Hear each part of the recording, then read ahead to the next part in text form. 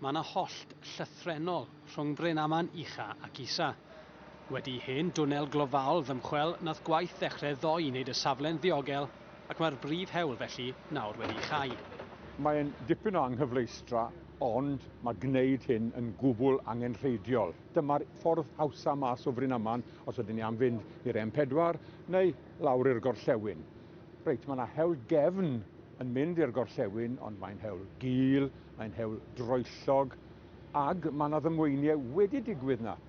Dyw'r hewl ddim yn addas i gerbydau mawr, ond maen nhw'n teithio yna. Ac ar yr hewl fach yna heddi, dyma oedd yr olygfa.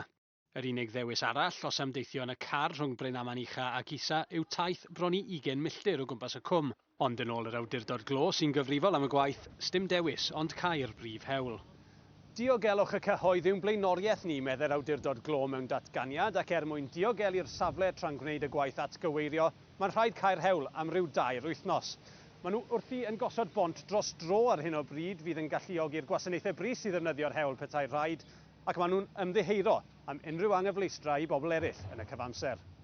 Ddydd Llun bydd disgyblion nôl yn yr ysgol ar ôl y gwyliau Pasg. Mae Chau, mab Aranwen Thomas, yn paratoi at aroliadau tygau.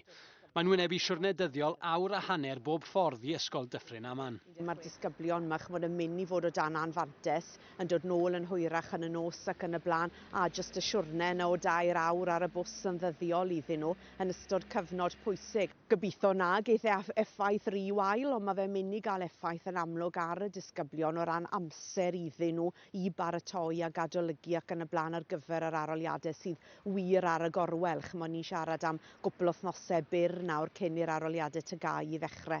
Ac yng nghanolfan y mynydd du hefyd pnawn yma, roedd yna rwystredigaeth amlwg. Mae wedi bod yn cyfnod anodd iawn, dim yn dydd doi yw so mae busnesau ddim yn cael deliveries, ni wedi cael 2 delivery ddim dod. Mae'n lletchwyd y bobl yn henach, ac mae pobl sy'n ffili cerdded lan mae den y fe, achos mae'r tilen yn dod lan hwnna sy'n weithio. Ond o'n di a pobl sy'n corffwm i'r gwaith. O'n i'n lan bore yma o bod ydywe, a ni'n troi lan wrth y trafelers a lan dros y gwryd, mynydd y gwryd. Na lori nhw wedi gwrddach i rhywbeth ddim yn yna. Wel, cheso. Mae disgwyl i'r gwaith atgyweirio gymryd rhyw 2 wythnos. Bod rhybydd y gallai fe bara'n hirach, gobaith pobl Brynaman yw bydd ffordd mas o'r trafferthion presennol cyn diwedd y mis.